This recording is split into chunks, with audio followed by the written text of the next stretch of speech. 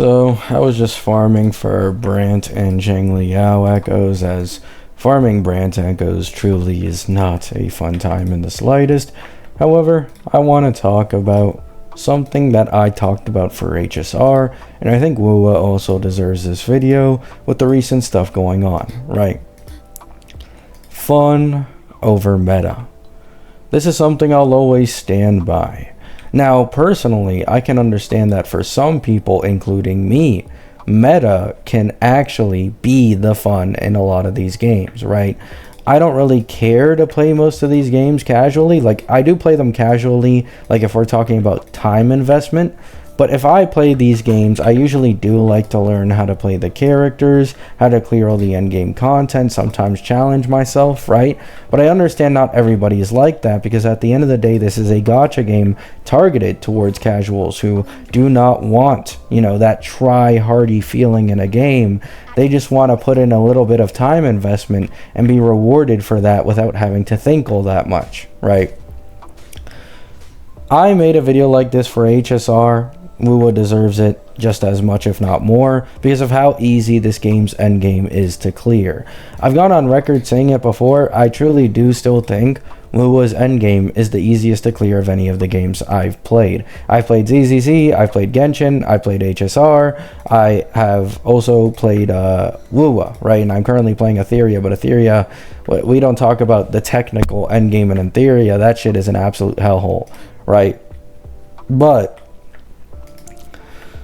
Wuwa is the most prominent, right, of all the games I play in terms of fun over meta, because of how easy its endgame is.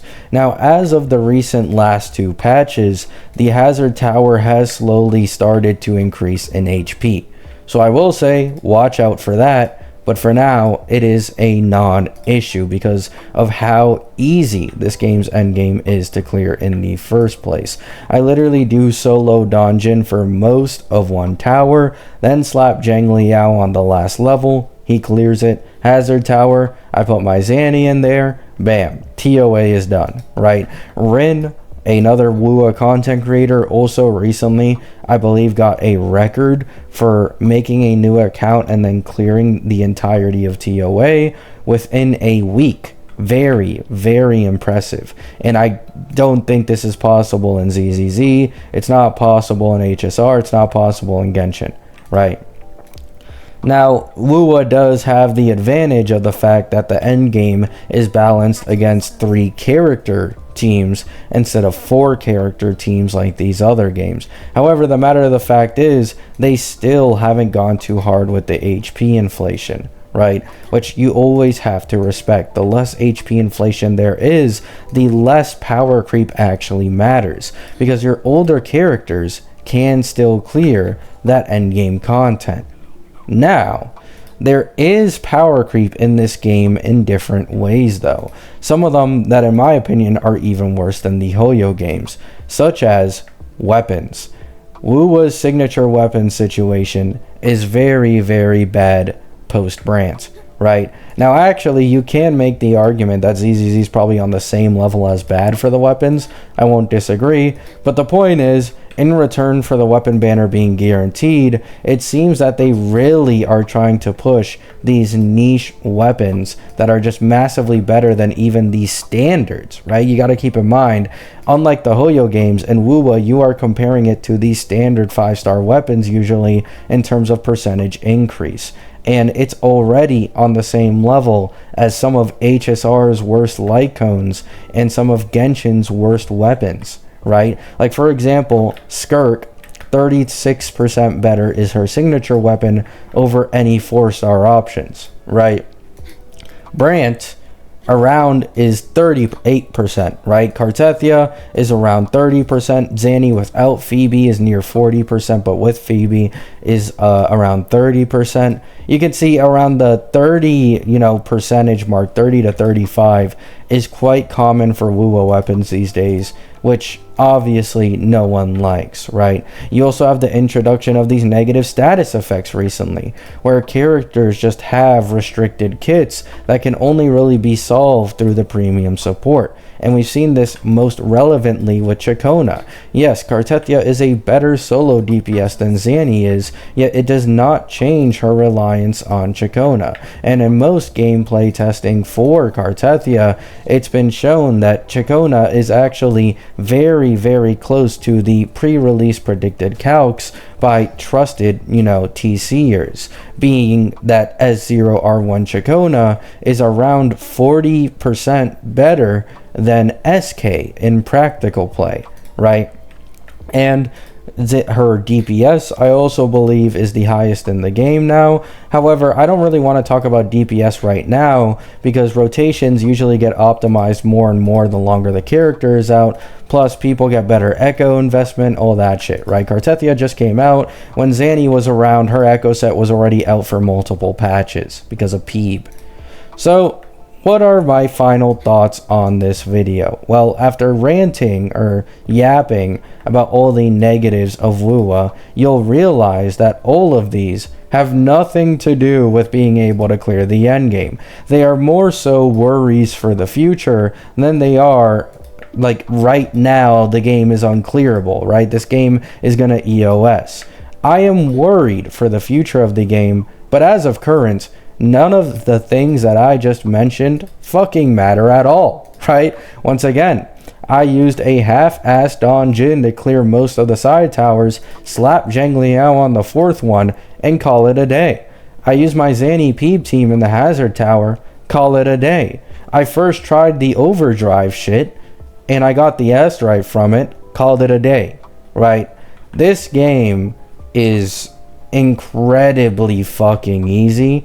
And especially recently, they added in 2.4, which just released a bit ago, a beginner banner for new players. Now, yes, there's no guarantee, and it's only for all the version 1 characters. However, that includes SK, right? SK is the highest value unit in Wuwa because of how general her buffs are and the fact that she's also a healer at the exact same time. So she is giga casual friendly, and she's also really good for endgame clears, even for those speedrunners who really like optimizing their character as much as possible. And she doesn't even get all that much of a jump from her signature weapon, and variation is on the same level of her sig, if not arguably better at higher refinements.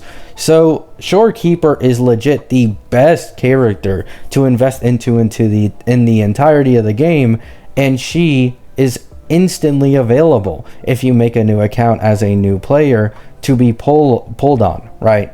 So in my opinion, that's fucking huge, right? That is very, very fucking huge. Even for Kartethia, some of the, more min-maxed runs of people, one rotation, the end game with S0R1, they're using SK instead of Arrow Rover because of how much field time Arrow Rover takes up and to actually finally get the buffs applied for Cart. So they're using SK